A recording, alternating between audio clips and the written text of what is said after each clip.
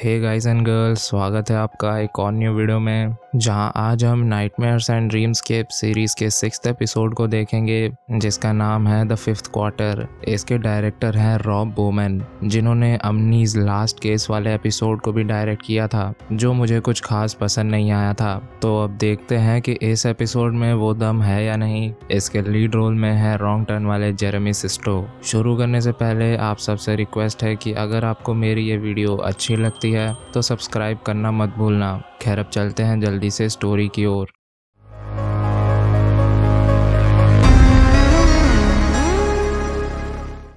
ये कहानी है विली नाम के एक क्रिमिनल की, जो फिलहाल प्रोबेशन पर बाहर है। विली की वाइफ है कैरन और उनका एक बेटा है जैक्सन। बहुत समय बाद घर आकर उसने फैसला लिया कि अब वो क्लीन रहेगा और कुछ कानूनी काम करेगा, जिससे उसे दोबारा जेल की हवा ना खानी पड़े। इतने में वो फ्यूचर प्लान्स बनाता कि तभी उसके ट्रेलर के बाहर आ गया बार्नी। बार्नी विली का पुराना सेलमेट था और एक बहुत अच्छा दोस्त भी। बार्नी को विली से पहले ही बेल मिल चुकी थी, इसलिए वो विली की गैर हाजिरी में कैरन और जैक्सन का ख्याल रखता था, और ऐसा करने के लिए खुद विली ने ही उसे कहा था। फिलहाल वो कहीं से गोली खाकर आ रहा है। उसने विली को एक खजाने के बारे में बताया, जिस तक जाने का एक मैप है। वो किसी आइलैंड का मैप है जो 4 हिस्सों में 4 लोगों के बीच बटा हुआ है। उसका एक हिस्सा बार्नी के पास है और बाकी के 3 उसके कुछ पार्टनर्स के पास। उस खजाने में $3.5 मिलियन कैश हैं और वो खजाना भी चोरी का है। उस मैप से वो लोग उस कैश का पता लगाकर उसे 4 हिस्सों में बांटने वाले थे, लेकिन ऐसा होने से पहले उसमें से एक पार्टनर कीनन ने बार्नी को एक ऑफर दिया कि अपना हिस्सा मुझे दे दे, जिसके बदले में मैं तुझे अभी $1 लाख कैश दूंगा। अब बार्नी जानता था कि खजाने वाले पैसे को वो एक ही बार में ज्यादा यूज नहीं कर सकता, क्योंकि वो ब्लैक मनी है, एक ही बार में पकड़ा जाएगा। लेकिन उसका पार्टनर कीनन उसे जो कैश देने का दावा कर रहा था, उस कैश को वो जितना चाहे और जब चाहे यूज कर सकता था। जल्दी पैसे पाने के चक्कर में बार्नी उसके पास गया तो कीनन ने उसका हिस्सा हथियाने के लिए उसे मारने की कोशिश की, जिसमें वो नाकाम रहा। फुल धोखेबाजी। लेकिन बार्नी अपना क्वार्टर बचाकर यहाँ पहुँच गया।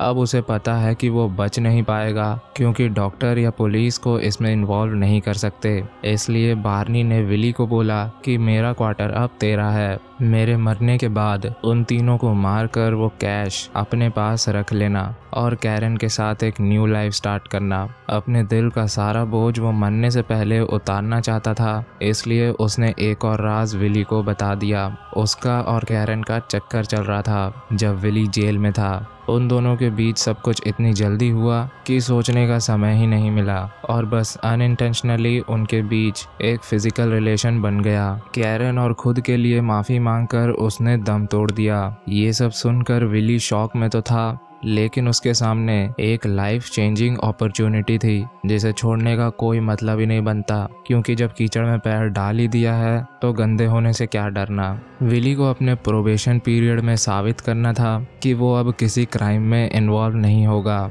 लेकिन पहली रात में ही उसका सेलमेट मारा गया, उसी के ट्रेलर में। इसके लिए वो कोई भी बहाना दे दे, लेकिन पुलिस उस पर भरोसा नहीं करने वाली। इसका वापस अंदर जाना तय है, और इस बार हो सकता है उम्र भर के लिए। इसलिए कल पुलिस के आने से पहले अपनी फैमिली के लिए कुछ कर लिया जाए, ऐसा सोचकर उसने बार्नी के पॉकेट से उसका हिस्सा निकाल लिया, और इस तरह वो बन गया 5th क्वार्टर। एक चीज के 4 हिस्से कर दो तो बनते हैं 4 क्वार्टर्स, लेकिन विली बीच में ही घुस गया, इसलिए वो 5th क्वार्टर कहलाया। अब वो ठीक वैसा ही करने वाला था जैसा बार्नी ने कहा था। बार्नी के बाकी 3 पार्टनर्स को मारकर उनका क्वार्टर हथिया लेना। कैरन ने उसे रोकने की कोशिश की, लेकिन अभी वो बदले की आग में जल रहा है। प्लस उसे पता है कि उसे पैसों की कितनी ज़रूरत है, इसलिए अब वो बाकी बचे तीनों क्वार्टर्स को हासिल करके रहेगा। बार्नी ने उसे बताया था कि उन 4 हिस्सों का नाम फ्लावर्स के नाम पर रखे गए हैं, बटरकप, कैमेलिया, रोजबर्ड और एनेमनी।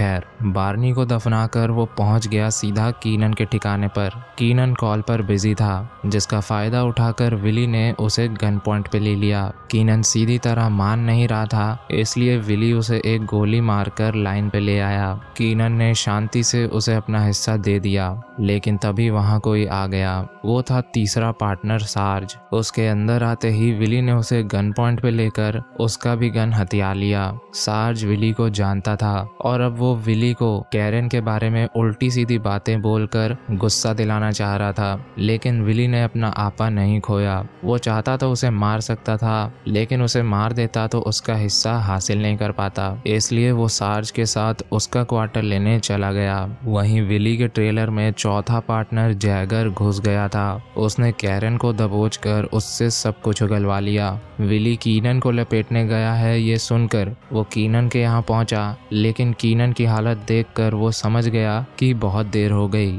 अब लिस्ट में सिर्फ एक ही नाम बचा था और वो है सार्ज। सार्ज के यहाँ जाने से पहले उसने कीनन को मार दिया।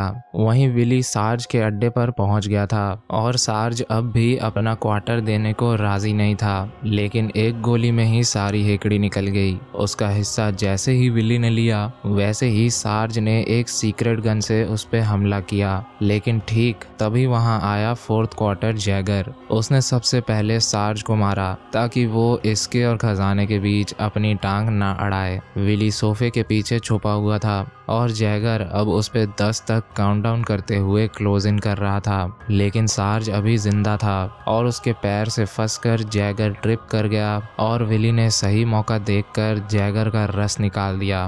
टांग तो इसने फिर भी अड़ा ही दिया। जैगर का हिस्सा लेकर विली जल्दी से घर को पहुंच गया। कैरन बहुत घबराई हुई थी, लेकिन विली ठीक था, इसलिए वो थोड़ा शांत हुई, लेकिन एक गोली तो उसे लगी गई थी, जिसे ट्रीट करते हुए कैरन ने उससे माफ़ी मांगी उसे चीट करने के लिए। बार्नी ने हमेशा उसका और जैक्सन का ख्याल रखा था जब पिछले 7 सालों से विली जेल में था। दिक्कत की कोई बात नहीं, क्योंकि विली तो उसे और बार्नी को कब का माफ़ कर चुका और अब इन सब का वक्त है भी नहीं, क्योंकि बाहर पुलिस पहुंच चुकी है। उसने कैरन को मैप थमाया और कहा कि किसी भी कीमत पर इसे खोना मत और अब आगे का काम तुम्हें ही करना होगा। इसके बाद पुलिस अंदर आई और विली को ले गई। उसी दिन से कैरन उस मैप वाली जगह की खोज में लग गई थी। वो मैप एक आइलैंड का था और कैरन अपने आसपास के हर एक आइलैंड की सूरत उससे मिला रही थी, क्योंकि उस खजाने को जिसने छुपाया था वो ज्यादा दूर जाने की हालत में नहीं था, वो बस अपनी आखिरी सांसें ले रहा था,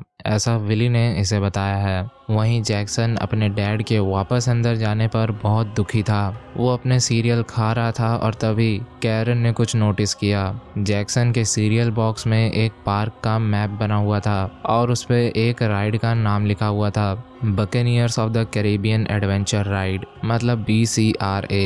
बटरकप, कैमेलिया, रोजवर्ड और एनेमनी। मतलब कैरन को जिस जगह की तलाश थी वो कोई आइलैंड नहीं बल्कि एक अम्यूजमेंट पार्क है। और आयरनी ये है कि घर का खर्चा चलाने के लिए कैरन उसी पार्क में जॉब करती थी। खैर, जैक्सन को अपनी फ्रेंड के घर जाने को कहकर वो निकल पड़ी। उस अम्यूजमेंट पार्क में उसे वो हाउस दिखा और अंदर उसे मिला एक नकली खजाना। नहीं, मजाक नहीं, सच में। लेकिन उस नकली खजाने के अंदर असली खजाना छुपा बैठा था, जिसे देखकर कैरन के मन में लगभग अगले 10 साल के प्लान बन चुके थे। इतनी खुश थी वो। ये तो खुश हो गई, लेकिन विली लटक गया। उसने पुलिस को ये कहानी बताई कि बार्नी और कैरन के रिलेशनशिप के बारे में जानकर वो बार्नी से बहस कर बैठा, जिस बीच बार्नी ने उस पर गोली चला दी, पर आखिर में उसने बार्नी को मार गिराया और उसकी लाश को ठिकाने लगा दिया। लेकिन पुलिस इतनी पागल नहीं है। अब विली को वो लोग दूसरा मौका नहीं देने वाले। उसकी मनगढ़ंत कहानियों पे कोई विश्वास नहीं करने वाला। अब उसे कितने सालों की सजा मिलेगी ये तो वो खुद नहीं जानता, लेकिन वो ये जानता है कि कैरन ने अपना काम कर दिया होगा, इसलिए उसके चेहरे पर दुख और निराशा की जगह एक हल्की सी मुस्कुराहट थी। और इसी के साथ 6th episode the 5th quarter यहीं पर एंड हुई। तो गाइज एंड गर्ल्स, ये था नाइटमेयर्स एंड ड्रीम्सकेप शो का 6th एपिसोड। आई होप आपको पसंद आया होगा। इसका एक्सप्लेनेशन आया तो लाइक सब्सक्राइब वगैरह कर देना। एक कॉमेंट कर दोगे तो वीडियो की रीच और ज़्यादा बढ़ जाएगी। डिस्क्रिप्शन में इंस्टाग्राम और टेलीग्राम का लिंक है, जहाँ आप चाहो तो जुड़ सकते हो। और इस वीडियो में इतना ही था। अब आपका हॉरर होस्ट एंड घोस्ट आपसे किसी न्यू वीडियो में मिलेगा। तब तक के लिए बाय बाय।